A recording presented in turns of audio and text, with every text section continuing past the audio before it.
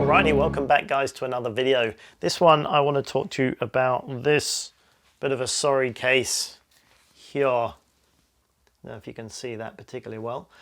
This is a ZZ plant. It came to me in a pretty bad condition, so I thought it would be a good opportunity to talk about emergency resuscitation and what you can do to care for sick houseplants. Now, I quite often get given houseplants not in the best condition. I've got a friend who works at a garden centre, and she gets access to these sort of plants, and so she sends them my way, and most of the time I can do something to revive it and make it better again. This is a beautiful plant. This is my favourite colour of ZZ plant. This is the Raven variety, a beautiful, really dark, rich dark black almost leaf color, and the same with the stems here. It really is a very architectural plant and just looks stunning in the right pot. This is a beautiful plant and quite expensive. If you want to buy a decent sized version of this, it's not going to be cheap. So if I can get a free version of this and nurse it back to health, then I'm going to be very happy about it. So what happened to this one? It came in very overwatered. The plant soil was saturated, and there's one thing you can't do with these particular plants is overwater them. They will not tolerate it. They've got really thick sort of fleshy roots, and they have like rhizomes under the surface like bulbs, and when they get too wet they just rot so quickly. And I could see it was very wet and it was not looking happy, and to be honest with you, I didn't think this one's going to make it. It's still touch and go at the moment, but what I actually did, because I know how sensitive these plants are for overwatering, I very carefully took it out of its pot and sort of very carefully sort of managed to get the soil away from the roots, and I could see one of the bulbs has definitely gone mushy, and that's gone. So I removed that. There was probably 2 or 3 stems that that particular part of the plant was attached to, but there was still 2 or 3 decent stems intact that at that time were okay. So then I replaced it in the pot and put it in some fresh dry compost, and then obviously that would help it dry out, and that's where we've got to so far. That was a week or so ago, and it's looking, the leaves and stems are looking pretty happy with what's left of it now, and I think we should be okay with it. I'm just going to leave it now,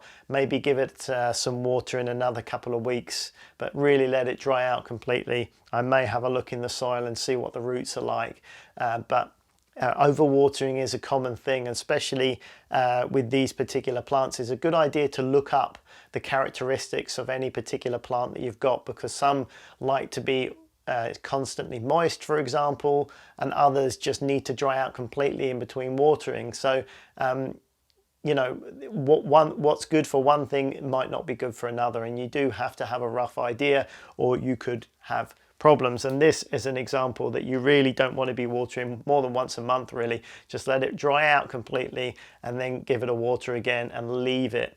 It's probably not good to give it a little bit every now and again. Water it properly, but then nothing for a month or something, so it properly dries out, because they do not like to be sat in water. So this is you know, looking good. There should be a reasonable chance we're going to get this one back, which is great, because I'm looking forward to having it in my living space. And I thought I'd talk about a few other things that can happen with plants in terms of them going wrong and what you can do about it. So one of the things is overwatering, and we've just gone through that. The second thing is maybe your plant's looking a little, the leaves are going yellowish or changing color and just not looking very happy. And sometimes that can indicate that the plant is looking for food. It's got low in nutrients. So in which case what you want to do is get some houseplant food and dissolve that in your water and water it in. And within a week or so, that should hopefully perk the plant back up, and the nutrient levels should come back to normal, and that's what it will need. Other things, for example, obviously if the pot is as dry as the Namib Desert, for example, then it's going to need a drink, isn't it? That's fairly self-explanatory. If it is proper dry, if you've been away for a couple of weeks and forgotten to water your plant, then sometimes it's better to dunk the whole pot in a bowl of water and just let it sit there for a couple of minutes to absorb all the water, because you've probably had this in the past when if the soil gets completely dry, the water doesn't absorb into the compost. It just sits on the surface of the water. It's almost waterproof. So to get around that, you can dunk the whole pot in the water, let it sit there and properly absorb all the water, take it out, let it drain off properly, but then don't water it again for a while. Let it dry out again, almost totally dry, and then give it another good water and you should be back on track. But that's a good tip for plants that have gone very dry. Just putting a bit on the surface doesn't get down to the roots where they need it. So sit it in some water, immerse it in some water if you can, but obviously let that drain out when you've finished. It doesn't want to be sat in water for very long, just enough so all the roots and the plant's going to get the water that they need. The reality is sometimes though a plant can be just too far gone and there's not much you can do about it. Things happen very slowly with houseplants, and sometimes before it gives signs that there's a problem might already be too late. So sometimes you're just going to have to accept defeat, say a few words, thank it for its time with you, and lob it in the bin. But the good news is you get to go shopping for some more houseplants. That's the way it goes. You know, you win some, you lose some. Obviously, it's disappointing if you lose a favourite houseplant, but it is the way it goes sometimes. It is a bit of a balancing act. You need to get the right amount of water, the right amount of humidity, the right amount of food, the right amount of light, not too much light, not too little light.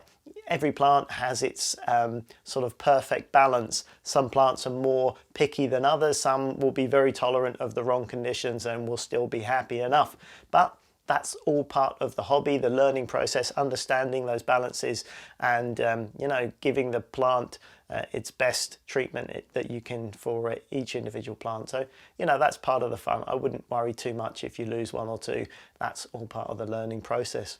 All right, guys, hopefully you found that useful. Give me a thumbs up if you have. Subscribe if you're new around here. I've got plenty of videos coming up on almost a daily basis at the moment, so plenty more to look forward to. Thanks for watching, as usual, and I'll catch you again soon.